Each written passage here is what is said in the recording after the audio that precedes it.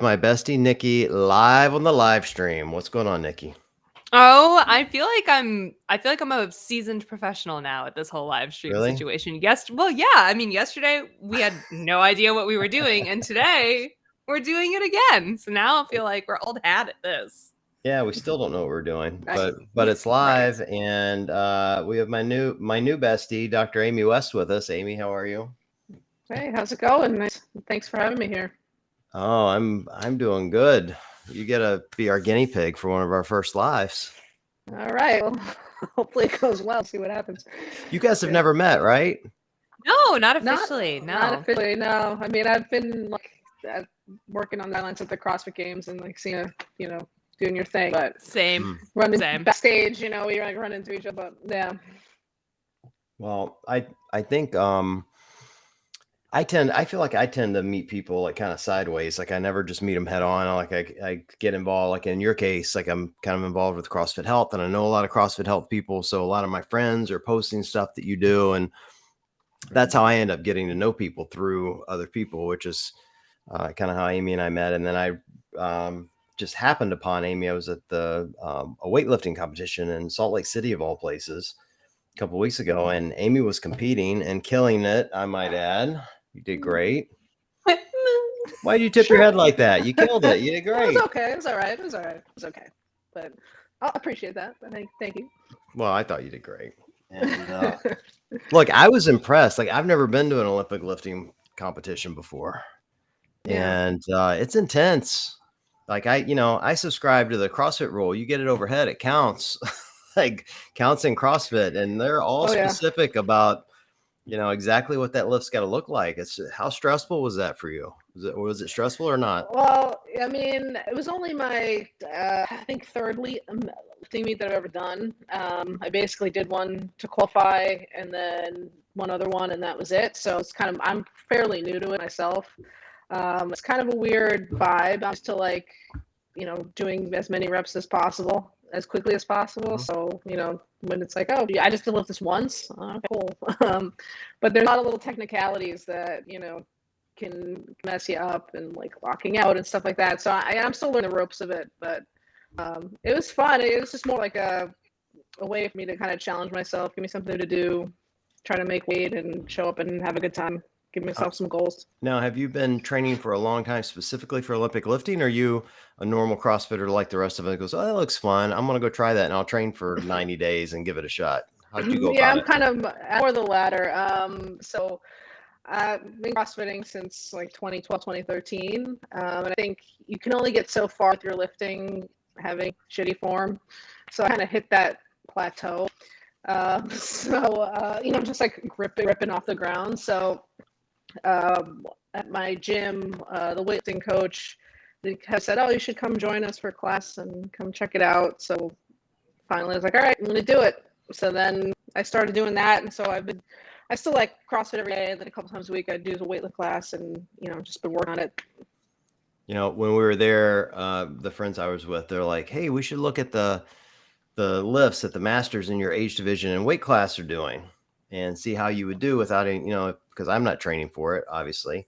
And I did the math on it, and I would have been like kind of in the middle, like Okay. I'm moderately strong for an old guy. And they're like, oh, you should train for this and like actually try to do it. I'm like, and so then like the ego in me is like, that sounds like fun. I could do that. And they're like, yeah, you have to wear a singlet. And I'm like, I'm out. No chance. Yes. Yeah. Oh, come on. We've been trying to Whoa. get you in I a think booty it's shorts definitely worth a try. forever. Yeah, no But you singlet. can wear leggings underneath. So that was key. You can wear leggings underneath the singlet. So, you can be like full exposure. I don't know, Amy. I'm very shy. I know it's hard to believe, but there's very little chance I'm gonna get a singlet and let everybody see every wrinkle. I think you should. I think you should go in the opposite direction. You shouldn't no leggings. You should just wear like a leotard. Just like the opposite direction. Yes. You think? Oh, there was some outfits there. There were some outfits. Hell yeah. There were some looks. There were some looks. So, make a statement that way. Well, I think those Olympic lifters are no different than CrossFitters. Like, particularly if you're pretty good at it, I think, some of them they want to show off a little. That's what I've always loved about CrossFit. Like when I started in 2012, first day I walked in, like no one in the place has any clothes on. I'm like, what the hell is going on in here? Like, what is up with all these people? There's just such a I don't know, like just that vibe of, it's hot and nobody, no one cares. They just want to sweat and work out. And I'd never been in that environment before. And so as I'm watching this Olympic lifting meet, there's a little bit of that. Like some of these guys, I was looking at the dudes. There was this one old dude.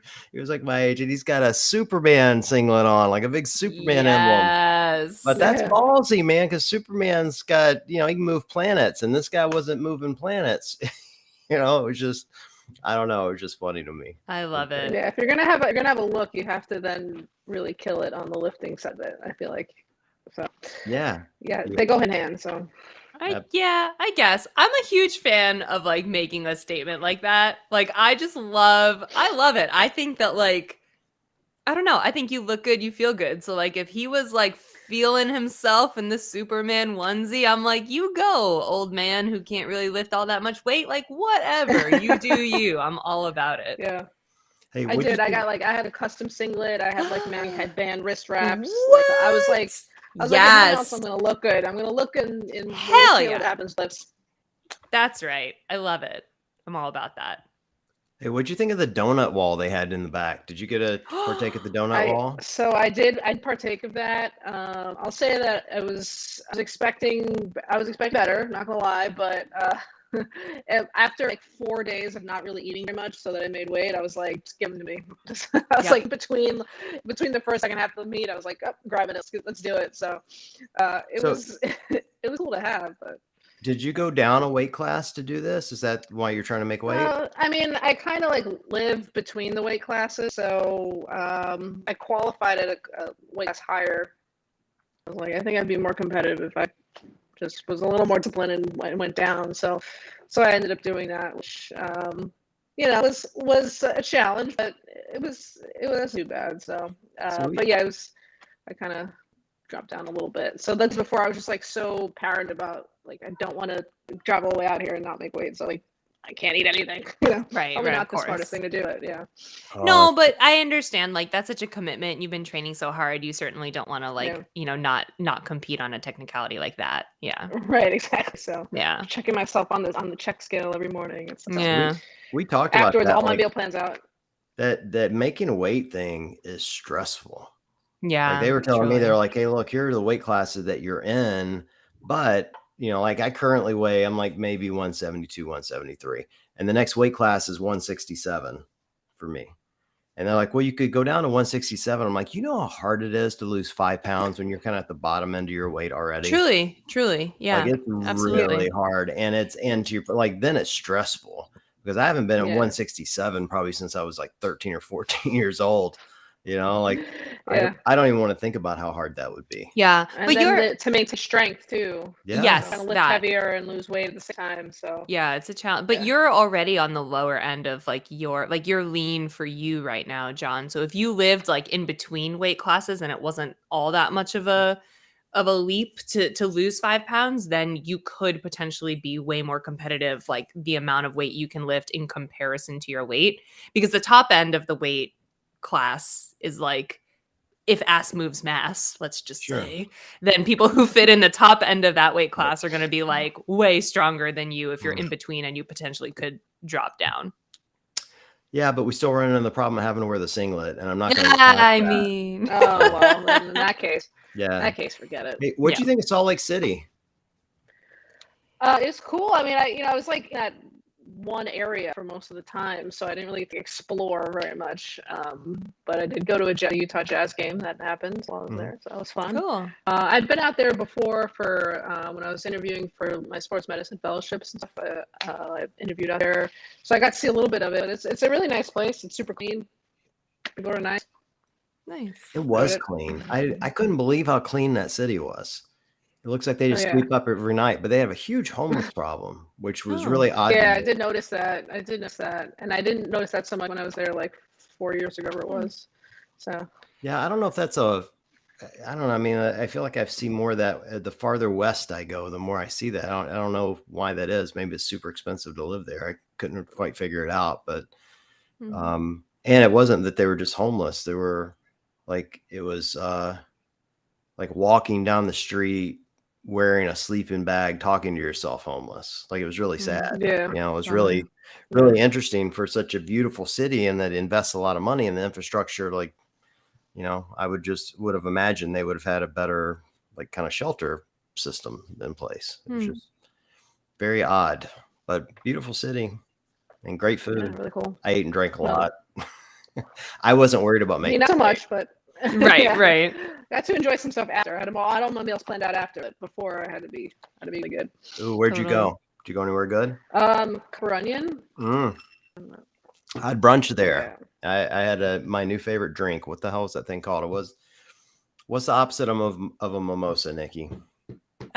What's the opposite of champagne and orange juice? Sadness? No, it's like a Despair. sparkling wine and something Like a else. spritzer? Kinda, yeah. It was like a little bitter. I can't even think of what it's Oh, like an called. Aperol spritz? Perfect. There you Got go. you. It was so good. It was so good. Yeah, Yeah. we went there for brunch. That's awesome. So, Amy, I would love to know a little bit more about the work that you do with CrossFit Health, and how you're involved and where you're. What I don't even know what the right question is. Like, what kind of doctor are you? Like, there's so many different. Okay. When you've got an MD right. behind your name, Okay. there's so many different Yeah. aspects of health you can be involved with. So, yeah, I'd love to learn Right. a little bit more about what Yeah. you're doing in that side of things.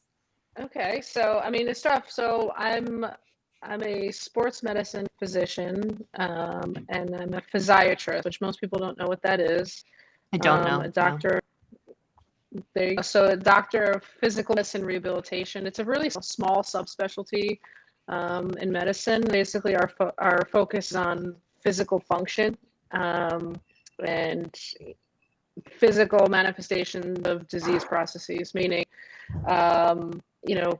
people with all kinds of injuries, whether they be temporary, like sports injuries, which is what I specialize in, but also things like traumatic brain injuries, spinal cord injuries, people who are post-stroke, and getting them to be more physically functioning, or even something like cancer. So we don't treat the cancer, that's an oncologist do that, but we then say, okay, well, how are you going to get to and from the bathroom? How about the neuropathy that you have from the chemo? We sort of think about how you live your life with this disease process or after this accident or whatever. So it's a pretty cool field with amputees, for example, a lot of rehab with that, things like that. So that's my specialty. I have a subspecialty in sports medicine. So basically, like an orthopedic surgeon that doesn't operate, I do a lot of procedures and aches and pains and concussions and things like that.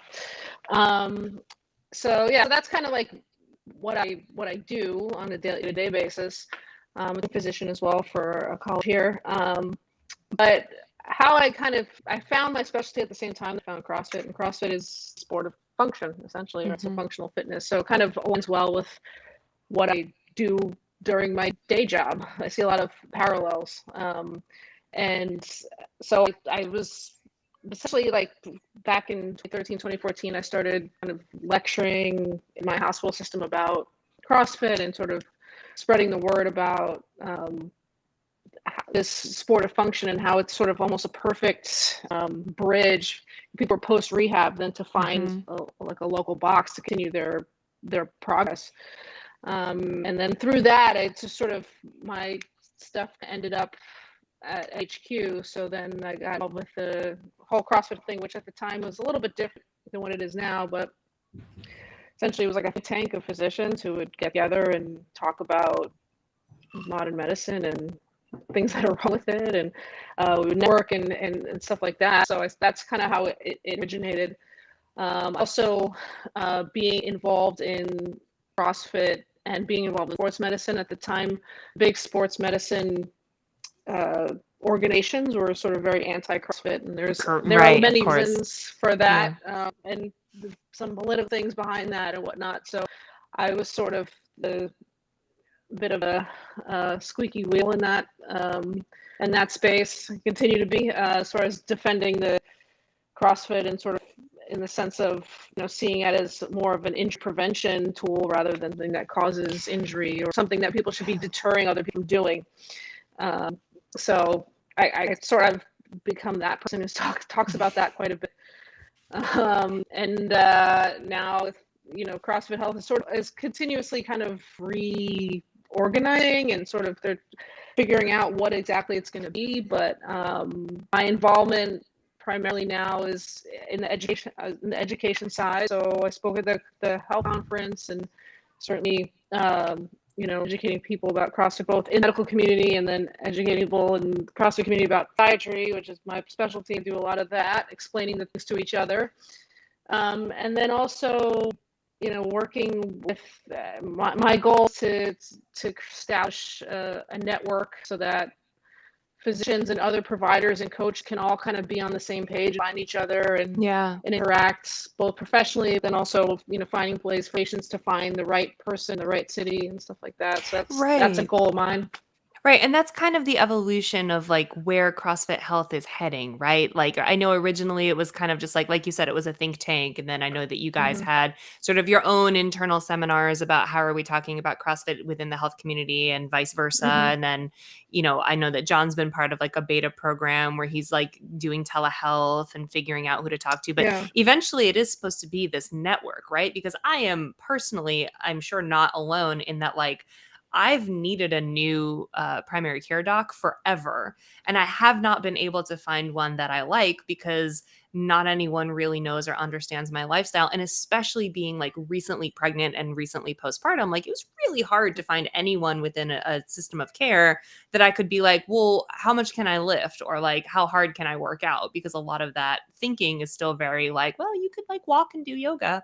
So correct me if I'm wrong, but that really is where we're going, right? Is like, I could like be part of the CrossFit Health network and log in and put in my zip code and find other doctors or other health professionals who are like aligned in our thinking. Is that right? So that is a goal. Certainly there's been a lot of shakeups with the organization and totally, the sort of the more telehealth precision care thing was sort of, and it's doing its own thing in one aspect. And then, other side of it, which is what I've sort of been kind of focusing energy on is this creating this network. So whether that comes officially through CrossFit or if it ends up being sort of a separate thing that taps to that community, I don't know. But that is the goal. So that's my goal, and hoping to kind of establish that, but also, for people like yourself, so they can go on and find a person they're looking for, a coach that comes highly recommended, but also so that if I want to refer my patient to a local box, I can say, I know these people are in this area and they specialize in this and that, and they work well with this population, physical therapists in there, things like that, nutritionists, whatever it is. So totally. Yeah. So that is my personal goal for CrossFit Health. I know we've spoken about it and stuff. So right now we're just sort of sitting back and waiting to see kind of how things shake out. Cool. Yeah, lots of different directions that could all go in, and I hope that it gets to all of those directions in due time. But that's a huge undertaking, I'm sure, trying to figure out how to even build the system to do that properly from the get-go. You said and also finding a way to for people to educate each other. I think we're such a big community of people with great ideas who are doing really great things, and it's like tapping into each other to help each other kind of push this message, I think is also another thing on the list of things to do. Yeah, with all your free time. Exactly. You said earlier that at some point you were kind of the squeaky wheel in the machine where people were saying CrossFit was dangerous and you weren't. Is that how you got on CrossFit's radar? I think so. I think that was one of the ways. I had given a talk at like grand rounds at my hospital, and I think that video made its way up the chain somehow. But I think it's like one day I just got an email that was like, "Hey, we're doing these all once. Do you want to come out to the ranch?" And I was like, "Yes, let's do it." Yes, I do. Yeah. So. Greg loved to fight. He still loves to fight, but he loved to fight. And he'd find someone like yourself that supported his cause or was speaking the same language. And man, he'd go all in. I think, for all the stuff that's been said about him the last couple of years, that's the one thing I will say I loved about him and do love about him is that he certainly, had hit conviction, and when you Yeah. find something he really believed in, man, talk about jumping all in. Yeah. I mean, also as physicians, like in the system, at first, especially back then, which wasn't all that long ago, it's like I gave a talk on CrossFit, and then like I'd get some emails like, "Hey, CrossFit too, but don't tell anyone," kind of thing. Like it was really like secret, like it was like this thing you couldn't talk about in front of other people unless you wanted to fight, or unless you wanted to have to defend it. So it's changed. It's not that way so much anymore, but so Greg was sort of a supporter of all of us. It's like, oh yeah, you want to fight? Let's do it. Yeah. He was very, and also there was a shift kind of in the focus from games to the health aspect of it, which obviously people were crazy about. But as physicians, we were like, this is great. We got treated like elite athletes, which was doesn't always happen. So it's nice. interesting though. People they seem to have forgotten about that whole era. Like since Greg and Dave are gone, people are pining for those days, and I understand that because I love those guys. I mean, I especially love Greg. He was great to me in so many ways. But people forget that Greg did not love the games. He loved CrossFit Health. That was his baby. First time I talked to him, this is a true story. Very first time I talked to Greg, he called me here at the house. I'm in this room actually. And, I'm at that point, 48-year-old meme lord and had, no aspirations to talk to the head of CrossFit. And the first words out of his mouth to me, he's like, "John, I hate the CrossFit games." It's exactly what he said to me. And I'm like, what? Like, I didn't know how to respond. And he's like, yeah, but I love health, and he starts talking about, all of this, like how he wants to help people. And, because he was very generous in that way, and that really stuck with me that, he had created something he didn't mean to create. He just wanted to help people. And just really, really interesting. And then he brought me out to CrossFit Health Conference so I could see what he was really working on. And it was that time when it was like a think tank, and it was really, really interesting stuff for sure. Yeah. Amy, do you ever find yourself up against some of that older thinking that, how could you recommend CrossFit as rehab? CrossFit is probably what got these people injured in the first place because you do really, I had wondered because for newer CrossFitters or people listening who don't really know, it was like kind of an official stance, right? That like professional organizations and the health community took. There was like an official report. I'm going to say it wrong or butcher the terminology behind it, but like a research study or something that was like, yes, CrossFit is dangerous. Yes.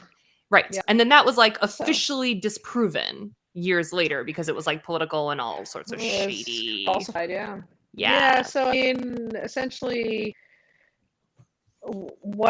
so the big licensing agencies of personal trainers, the NSCA, ADSM, essentially there was a bit of an attack on CrossFit. The thought is that because CrossFit didn't pay any money to these organizations, right? And it created this new thing. It had created this new thing that sort of circumvented this machine that running for years that was actually a lot of success. So then the idea was that, then these organizations were sort of incentivized to show that CrossFit was dangerous. So there were some studies that came out that were later found to be falsified, essentially, that showed that CrossFit was dangerous. But that turns out, it was inaccurate information, or, there were flaws in the study that didn't really make it very valid. And then as a result, there was, but once those things are published, then the word spreads. Totally. And that's what happens. And then I still get it now. It's like people say to me, like, you're working in orthopedics, CrossFit keeps you in business, huh? Oh, dear God. But my answer to that is actually what keeps me in business is people who don't CrossFit. I see far more people who are in bad shape because they don't move their body, or because they're overweight, because they have diabetes, etc. So that's actually what keeps me in business. If our biggest problem as a health system is that we're worried about people who CrossFit and getting hurt for exercising too much, like that's a good problem for a health system to have. So truly. So but I also run up against that, and it's usually the people who are making those recommendations. I usually say, like, especially if patients say, "Oh, well, my doctor told me not to flexible," but I usually say, well, look at the person who told you that information, And if you would do what they're doing, do it. It's usually not. Usually, people giving that advice are not people who are like figured it out. So Yeah, ain't that the truth? in I do general, have yeah, a hard time. This is probably like a hot button issue that we don't have to open this can of worms if you don't want to. But like, I do have sometimes a hard time taking like health advice from people who are clearly not following it themselves. Not healthy Right. people. Yeah. Yeah, you know what I mean? Yeah. And that's not all to say, like, that's not all coming from like a physical perspective, because you can't always tell looking at someone if they're healthy, Right. right? So this is not like Mhm. just simply a body shape or weight statement, but like, Mhm. like how many nurses I see on the side of the hospital, like smoking in between their rounds. I'm like, in their scrubs. Right. I'm like, wait, what? But like, how you're like in Yeah. there helping? And again, like that's an addiction. So I'm not trying, this is not like a blanket statement by any means, but I'm Right. just saying like it's tough. There's a lot of factors Yeah. and it's Yeah. really tough consistently taking Yeah. that kind of advice that may or may not be, Yeah. based off of bullshit information from Right. people who are Yeah. not out there like trying to stay healthy in their own ways. It's like, that's tough. Yeah.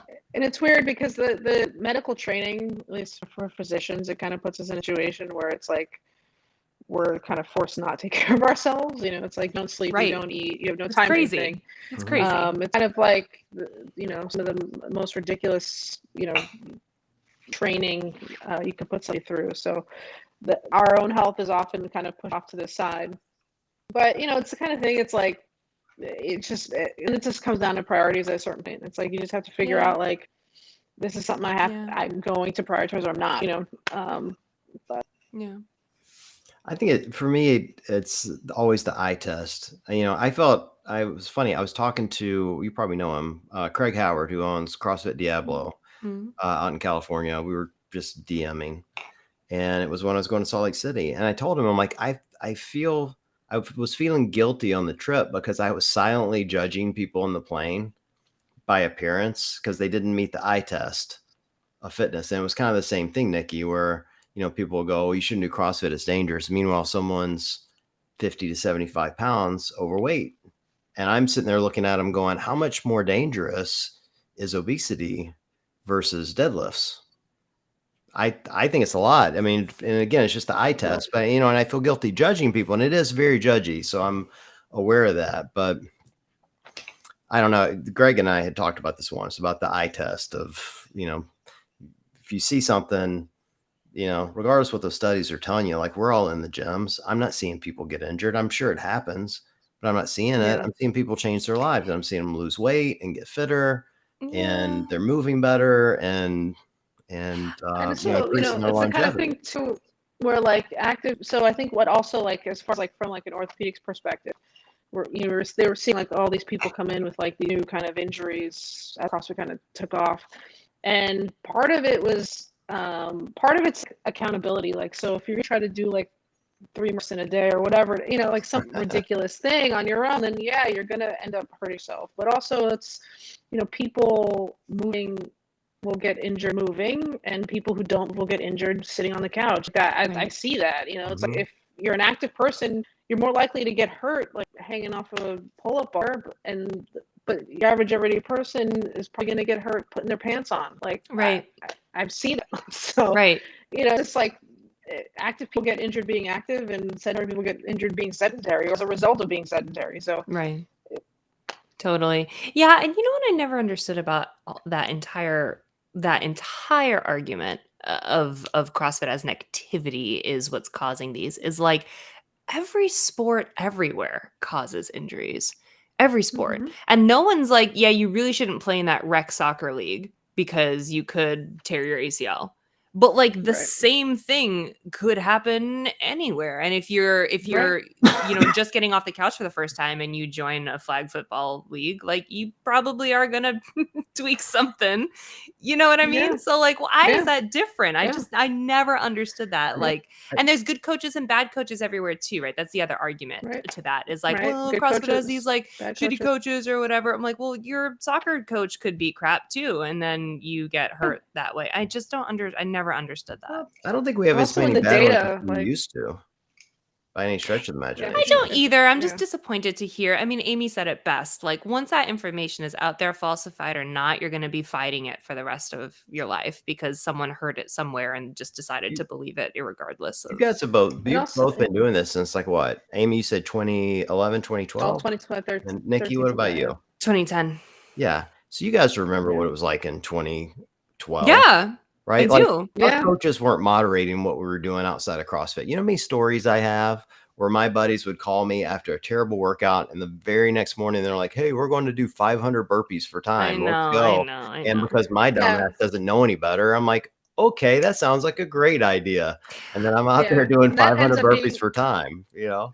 that ends up being a case report in a journal. Like, Right, Yeah. a bunch of get rabbed after doing CrossFit. It's like, it's Right, not a CrossFit problem. right. That's a person Yes. problem. That's not a CrossFit Yes. problem. And actually, in the data, like if you look at the actual scientific data, you see something like run that can have an injury rate of up to 12.1 to like 9.8 thousand training hours, right? Whereas CrossFit, even in literature that's legit, is somewhere around like 3.5. Yeah. So like you will see more people like running is like just data wise is far more dangerous than Right. moving your body well in multiple Hey, fashion. True story. I'm doing Murph prep right now, and the only thing that worries about me is the running. Yeah. Seriously, like I've gotten really good at scaling workouts and scaling my training and making sure that I'm not putting too much on a 50-year-old body that I need to. And I've been crazy cognizant of how many hours I'm running because to me that is the much more dangerous activity than the push-ups and pull-ups and air squats and even the back squats and front squats and everything else I'm doing with a barbell to compensate for this workout I know is coming up, because the running is just pounding on your body and it hits you everywhere: knees, ankles, hips, low back. And like running is all like, it's all one plane of motion. It's repetitive. It's continuous stress on the same joints. So, if you do that and you do only that, you're more likely to get hurt than if you're doing all these different kinds of functions. Well, and I also suck at it, so that doesn't help either. No, that's just embarrassing. Yeah. You guys, I got a jogging stroller as a Mother's Day gift. Oh, I meant to ask you about that. Yeah, I asked for it and I got it. It was my first Mother's Day out with a baby outside of my belly, because I think last year counted because my pelvis was splitting in half, so that totally counted. It counts. But so I got a jogging stroller and I've taken it out once already, and all of my girlfriends who have older kids were like, oh, like fondly, oh, I remember when my babies were little and I would jog with them and it was so wonderful and you get to be outside together and whatever. And so they like painted this picture of these beautiful runs I was going to have. I took out this jogging stroller for 2 miles. I went back to my girlfriends and I was like, none of y'all told me. Nobody said that this jog was going to feel like the second mile of Murph with a vest. Like, what? Because it's like your arms are like locked and you don't have that motion to even, that helps. Turns out that really helps. Helps propel you forward. Yeah. They do. They totally do. And the next day my shoulders were sore. Like I'd done 100 burpees. I'm like, I'm not running fast anyway, but it put 2 minutes on my mile time. And I was like, this is horseshit. And then one of my girlfriends was like, yeah, but when you lose a stroller, you start to run really fast. I was like, that was not the goal. That was never the goal. Pushing a sled. Truly. It is truly pushing a sled. Yeah, exactly like a sled. Oh, God. So I'm about to get real good at running. Just humble brag. Throw that out there. I'm not getting real good at running. Well, I remember when my girls were little, this is before I took up CrossFit. So they would have been 3 and 5.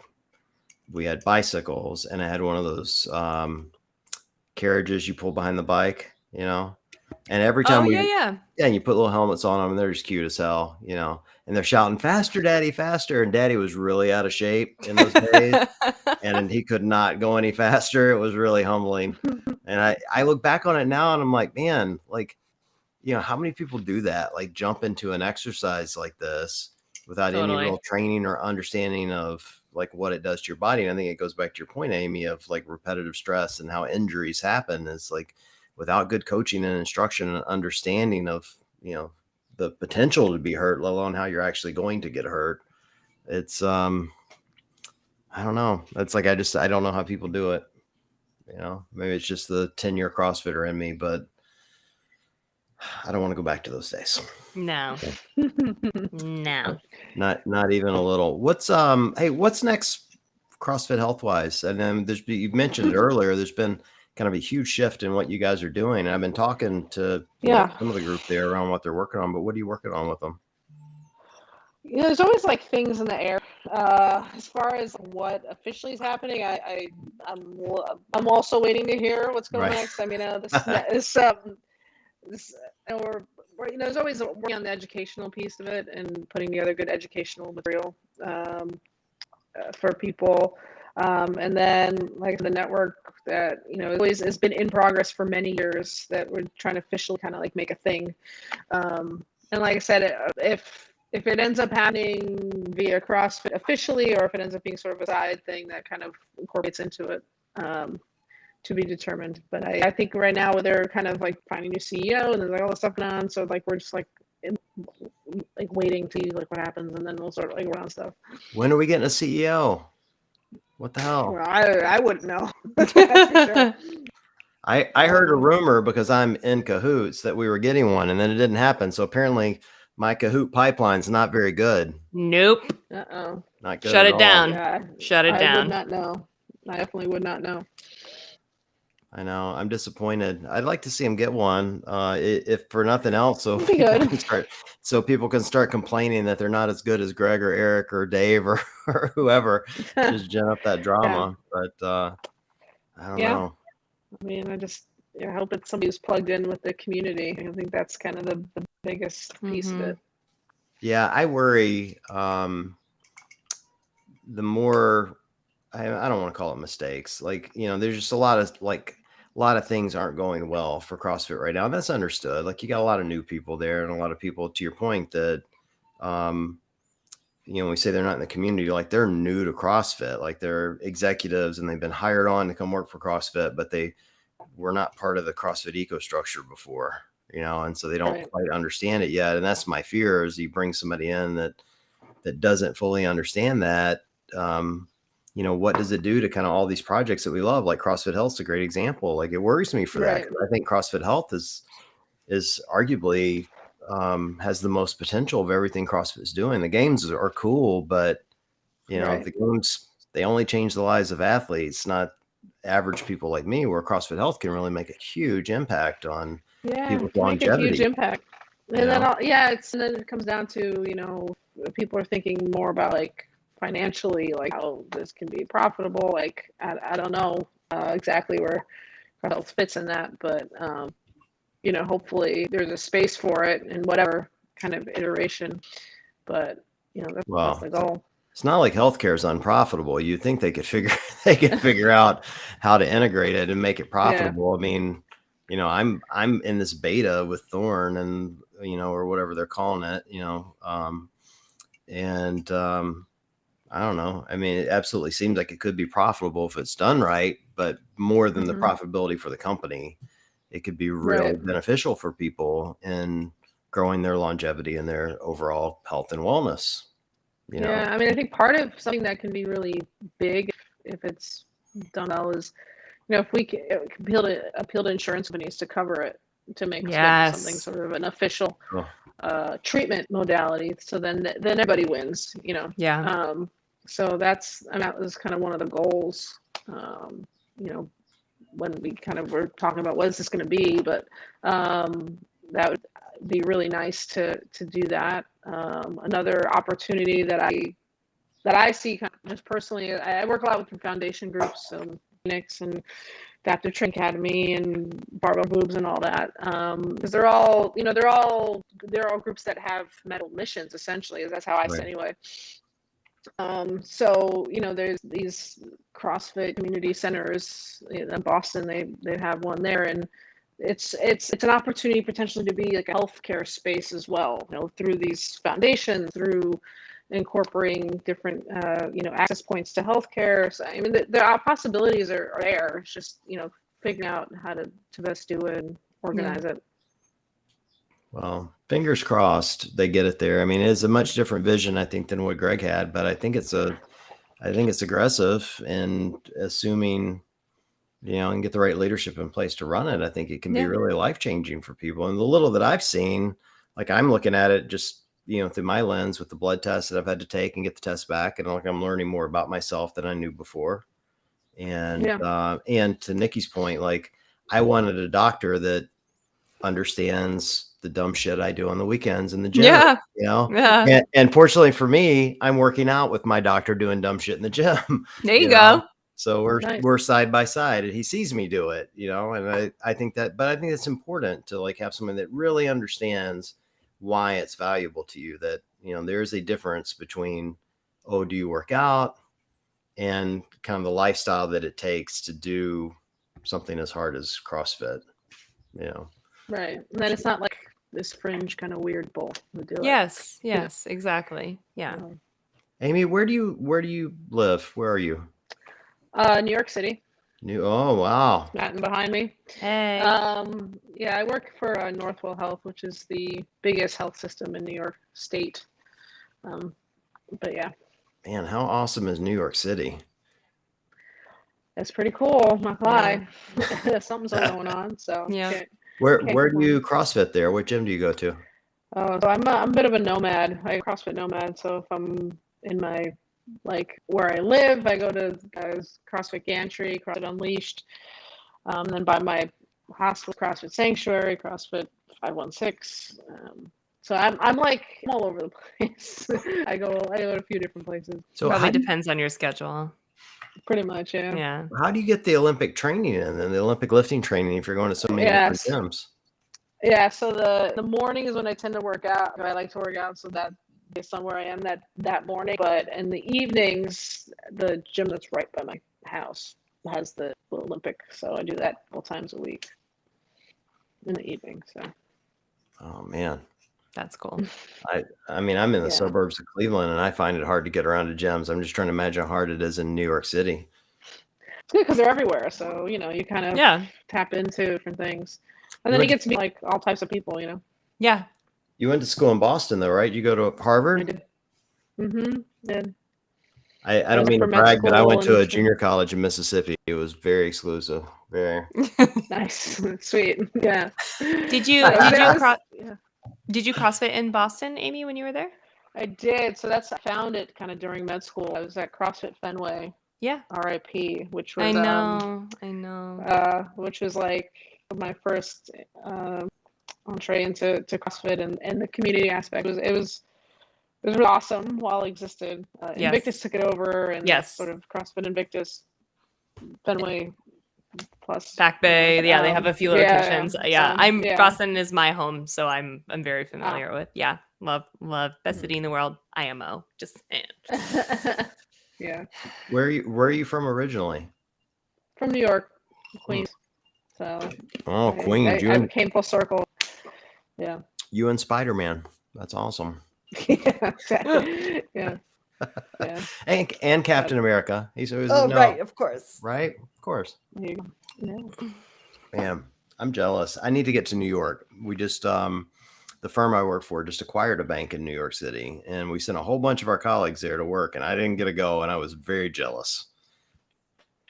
Where's that, man? I know. It's like 3 free weeks in New York. I am in, and it didn't happen. Bummer. I know. Well, I don't get to visit Niki either. My corporation is actually in her hometown. I know. So. That is horseshit. That's not okay. Like literally, I drive by the headquarters on a daily basis. It is one exit away from me on the highway. I know. Where are you? In Rhode Island. Oh, okay. It's right there. You gotta come. I'm coming to visit, and now that my daughter has a friend that's going to go to Brown, and which is right down the street. It's like 8 miles from you. I think I looked at it on a map. Everything is 8 miles from everything in Rhode Island. Yeah, well, that's like corner to corner of the entire state, I think. Truly. And so I messaged Niki. I'm like, we're coming to visit. Like Meg's coming to see her little friend, and I'm coming with her. So, hell yeah, let's go. Got to make it happen. Yeah. Amy, you getting ready for Murph? You ready for it or not? Define getting ready. I mean, it's gonna happen. It's gonna happen either way. So, one of the gyms I've been doing like Murph prep and like longer runs and stuff like that. I haven't put a weight vest in a while, so we'll have to re-explore that. But yeah, it's gonna happen either way. So. Oh, I put a weight We'll see vest what on the other day and I did not enjoy it. No. No, I was bouncing around. Yeah. You start getting that run where you do this.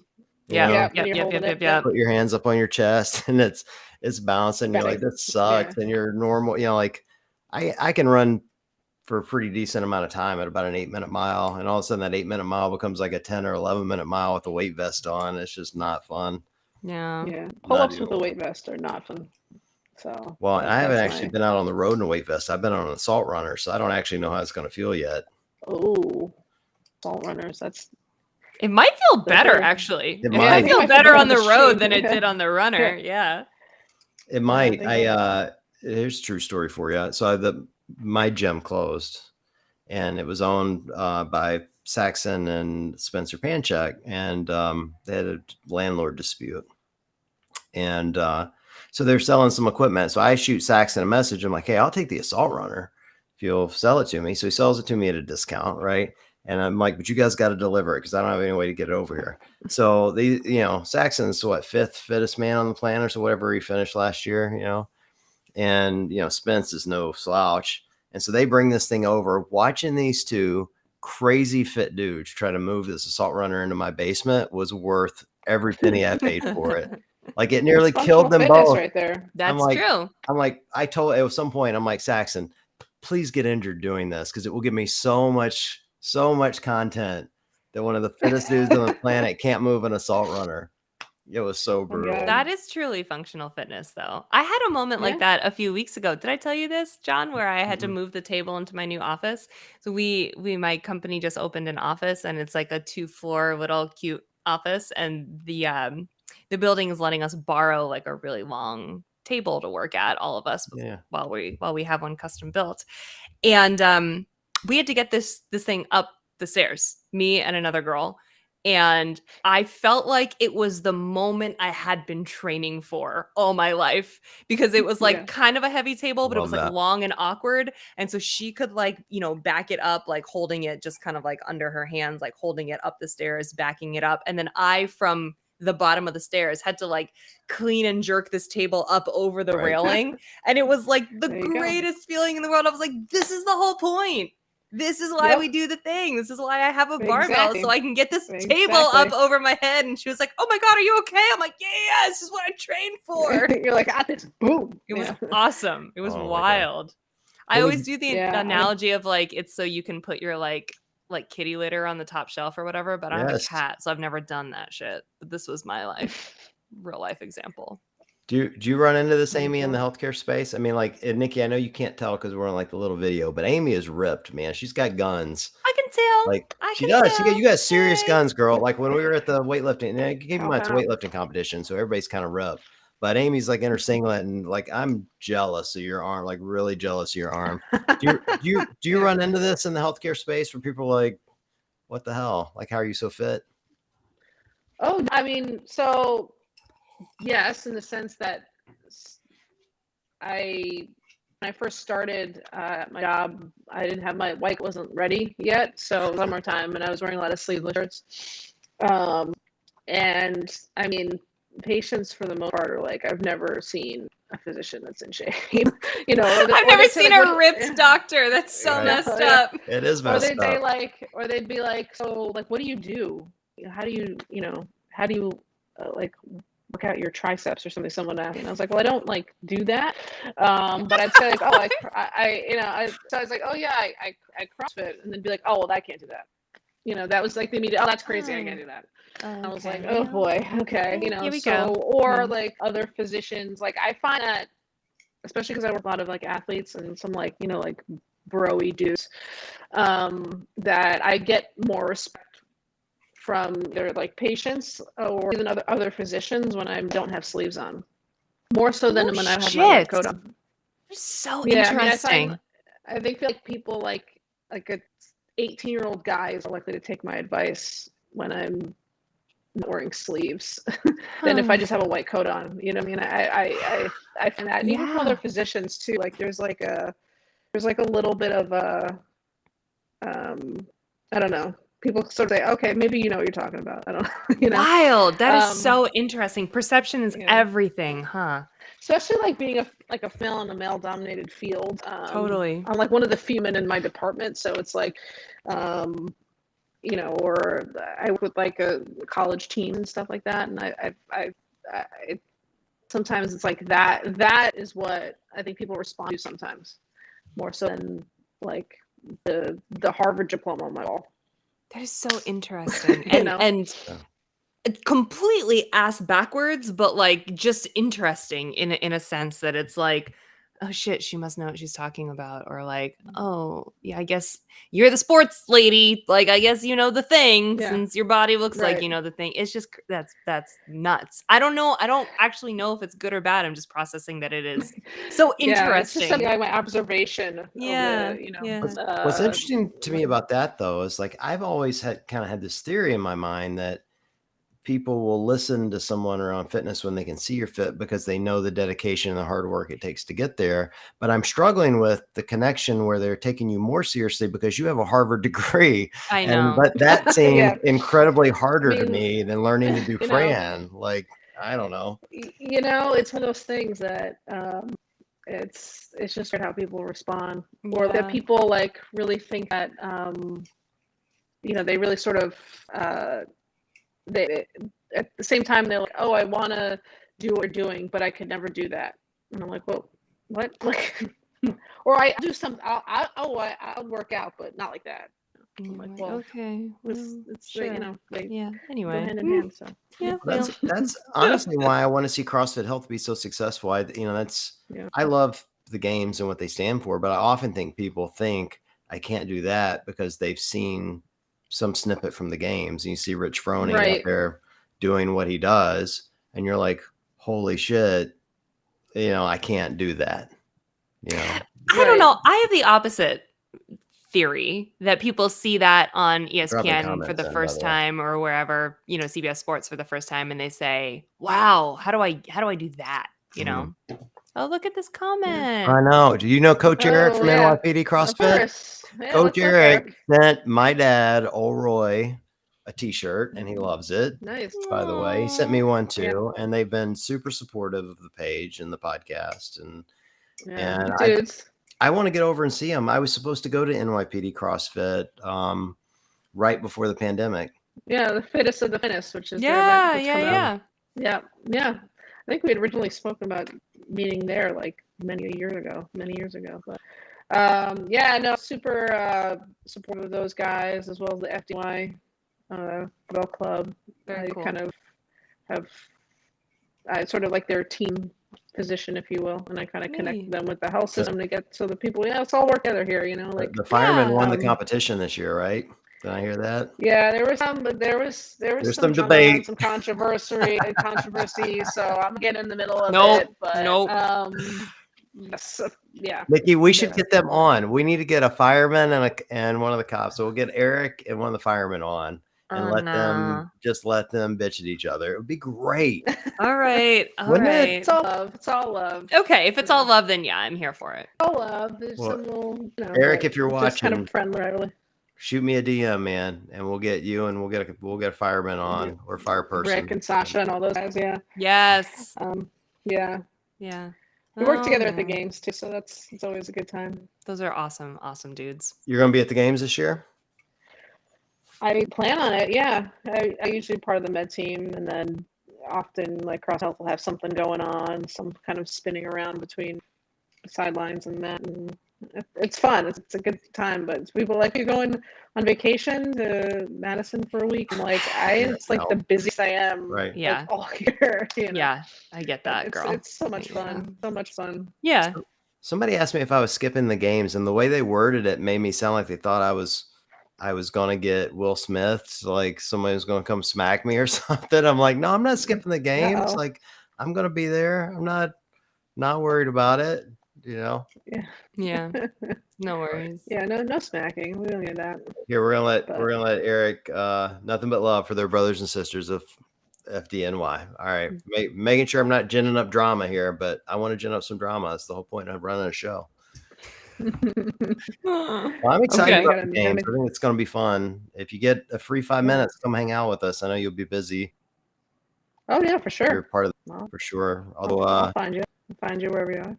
or maybe they'll be gentler on the athletes this year than they've been in years past. You never know. Are you gonna have that van again? Weren't you in a van last year? We podcasted from a van for a couple episodes. Yeah, the Yeah, I think I creepy remember that. van. I loved I it. don't. Creepy van. Yeah, I don't think we're bringing the podcast this year. I don't think we're going to. Nikki's going to be working. It was so much work. It was a lot. And we didn't get a lot out of it. I mean, I got some great interviews and I had super fun talking. We got Kelly Starrett came on and, just got to hang out with some I love friends, Kelly. but I missed a lot of the action, and like, Yeah.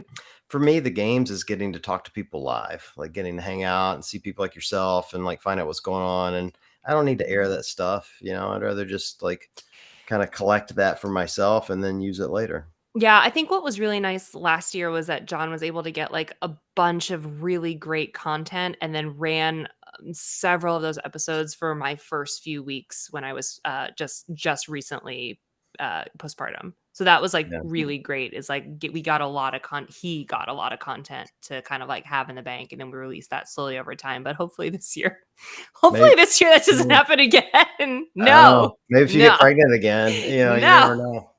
There's no chance. I think Matt said that at one point. He was like, well, we're officially like out of the realm of you having another baby this year. And I was like, thank God, because I cannot work the games 38 weeks pregnant again. I can't do it. It's No. crazy. No. Yeah, it was crazy. It was nuts. I had a whole stack of newspapers and hot water with me at all times. I was ready to deliver. I was good to go. I'm like, let's go. Everyone was ready. Everyone, every time I walked back to the trucks, they were like, are you team? Oh yeah, you guys were all set. I think had like the Noble Birthing Center basically set up for me in the back just in case. They should one of those, I think. Yeah, they really should. I had picked a birthing hospital nearby anyway, but yeah, and I literally got like a travel ultrasound in like the basement of the Coliseum one night. It was cool. It was very cool. Can you imagine what a great story that would have been though if you? No, it would have been terrible. No, Oh. I didn't want it. I did pack a hospital bag though. For Dave Madison. Castro could have delivered. It would have been amazing. Yeah, no. I'm glad that didn't happen.